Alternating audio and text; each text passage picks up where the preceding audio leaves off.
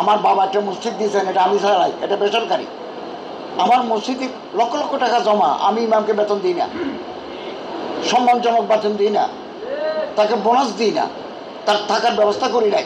আমরা নীতিমালার ভিতরে এটা লিখেছি, মসজিদের যদি আর্থিক অবস্থা সচ্ছল হয় তাহলে তিনি এটা দিতে বাধ্য থাকিবেন। আমাদের একটা কম্পিটেন্ট অফিসারদের একটা দল কাজ শেষ করে ফেলেছেন। 2015 সালের পে স্কেল অনুযায়ী আমরা বেতন ভাতা দেওয়ার জন্য সুপারিশ করেছি।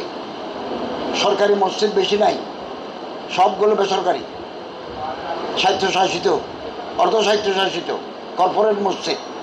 তো আমরা ওখানে একটা নীতিমালা করছি, খুলনা বিভাগের মধ্যে, খুলনা শহরে যত মসজিদ আছে এগুলোর সভাপতি হবেন আমাদের ডিসি মহোদয়, উপজেলায় হবেন অভয়নগর, এই সমস্ত জায়গায় হবেন ইউনো মহোদয়। বেসরকারি, আমার বাবা একটা মসজিদ দিয়েছেন, এটা আমি চালাই, এটা বেসরকারি। আমার মসজিদে লক্ষ লক্ষ টাকা জমা, আমি ইমামকে বেতন দিই না, সম্মানজনক বেতন দিই না, তাকে বোনাস দিই না, তার থাকার ব্যবস্থা করি নাই। আমরা নীতিমালার ভিতরে এটা লিখেছি, মসজিদের যদি আর্থিক অবস্থা সচ্ছল হয় তাহলে তিনি এটা দিতে বাধ্য থাকিবেন এবং ইমাম সাহেব প্রয়োজনে জেলা প্রশাসক অথবা ইউনো মহোদয়ের সহযোগিতা নেবেন। যে এখানে লক্ষ টাকা আপনার ফান্ডে জমা আছে, লক্ষ লক্ষ টাকা, আপনি বেতন দিচ্ছেন পুয়ার স্কেলে, কেন ভালো স্কেলে বেতন দেন। এবং ইমাম নিয়োগ, ইমাম বরখাস্ত নীতিমালার ভিতরে থাকতে হবে।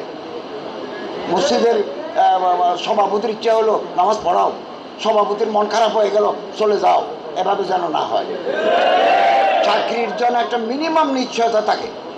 এটা আপনি বেসরকারি মসজিদ চালালেও আপনি এদেশের নাগরিক, এদেশের অ্যাডমিনিস্ট্রেশন আপনাকে মানতে হবে। আমরা নীতিমালা করে দিলাম এবং এটা বাংলাদেশ সরকার গেজেট করে দেবে। জেলা প্রশাসক আমরা অ্যাডমিনিস্ট্রেশনকে সংযুক্ত করেছি এবং প্রয়োজনে আপনি কোনো মসজিদের মুতওয়াল্লি যদি আপনার হক থেকে আপনারা বঞ্চিত করে আপনি আদালতে দাঁড়াতে পারবেন। এবং আমাদের এই প্রস্তুতকৃত নীতিমালা আপনাকে আইনি সহযোগিতা দেবে।